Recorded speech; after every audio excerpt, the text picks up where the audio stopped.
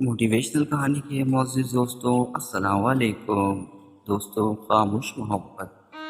میں ڈیوٹی سے واپس آ رہی تھی کہ اپنے پیچھے قدموں کی آواز سنائی دی۔ میں نے توجہ نہ دی، لیکن جب قدموں کی چھاپ مسلسل آتی رہی تو سمجھ گئی کہ کوئی ہے جو میرے پیچھے کچھ عرصے سے چلا آ رہا ہے۔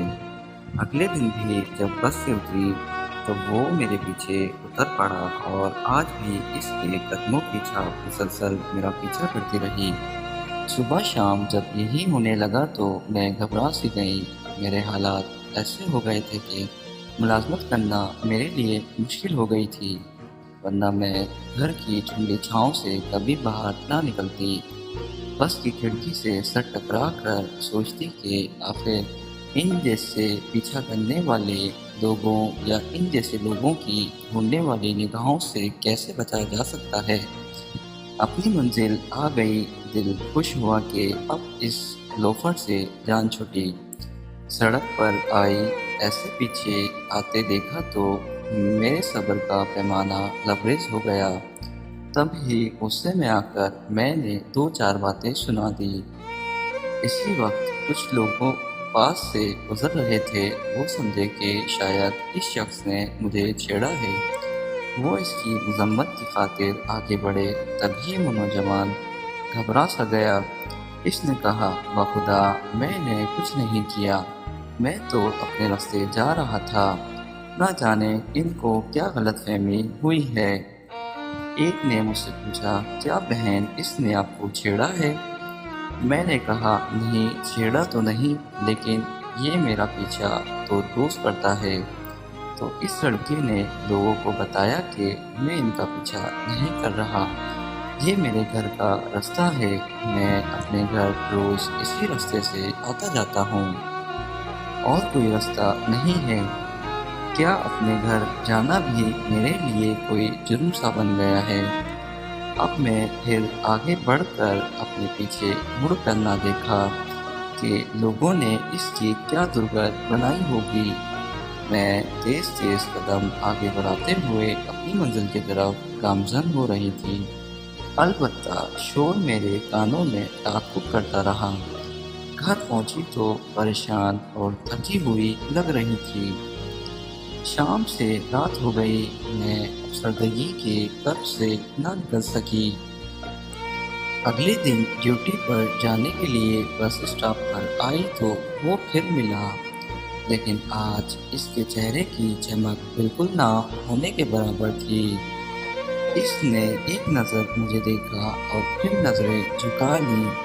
میں سمجھ گئی کہ وہ واقعی ہمارے کرب و جوار میں رہتا ہے، اور میں نے غلط فہمی میں یہ سمجھ لیا کہ وہ میرے تعاقب میں آتا ہے۔ اصل میں یہ بات صحیح تھی کہ وہ اپنے گھر جا رہا ہوتا تھا۔ اس وقت اس کے چہرے پر جو تاثرات تھے، میں انہیں کوئی نام نہیں دے سکی۔ میں خود کو مجرم سمجھ رہی تھی۔ اس کی تصویر میری آنکھوں میں بس سی گئی تھی۔ اس کی آنکھوں میں شکوہ تھا، بے بسی تھی، لیکن نفرت نہیں تھی۔ فیکٹری آ کر میں ڈیوٹی صحیح طرح سے انجام نہ دے سکی، اور ہزار کوشش کے باوجود بھی اس سے ذہن سے نہ نکال سکی۔ اگرچہ اس کے لیے میں کوئی نرم گوشہ اپنے دل میں نہ رکھتی تھی، لیکن اس کے بارے میں سوچتی ضرور تھی۔ کاش میں عجلت میں اس پر نہ برستی تو آج میرے دل میں اتنی بے چینی نہ ہوتی۔ اس کیفیت سے چھٹکارا پانے کے لیے بس ایک ہی طریقہ تھا کہ میں اس سے معافی مانگ لوں۔ ہو سکتا ہے شاید وہ معاف کر دے۔ مجھے علم ہو چکا تھا کہ وہ لوگ اس علاقے میں نئے آئے تھے، اور ان کا گھر بھی ہم سے زیادہ دور نہ تھا، مگر کون سا گھر تھا یہ معلوم نہ تھا۔ روز ارادہ کرتی تھی اس سے بات کروں گی، مگر ہمت نہ کر پاتی۔ اسٹاف پر کافی رش ہوتا تھا، سوال جواب تو دور کی بات تھی، اس کی طرف دیکھنا مشکل ہو جاتا تھا۔ 2 ماہ گزر گئے، رفتہ رفتہ اس سے بات کرنے کی خواہش شدت اختیار کر گئی تھی۔ میرے دل کا سکون اور راتوں کی نیند برباد سی ہو گئی تھی، لیکن میں اس سے بات کرنے اور معافی مانگنے کی جرات نہ کر سکی۔ وہ روز ہی بس اسٹاپ پر نظر آتا جاتا تھا، پھر اسے کیسے اپنی طرف راغب کر سکتی تھی، یہ میرے لیے ایک سوالیہ نشان بن چکا تھا۔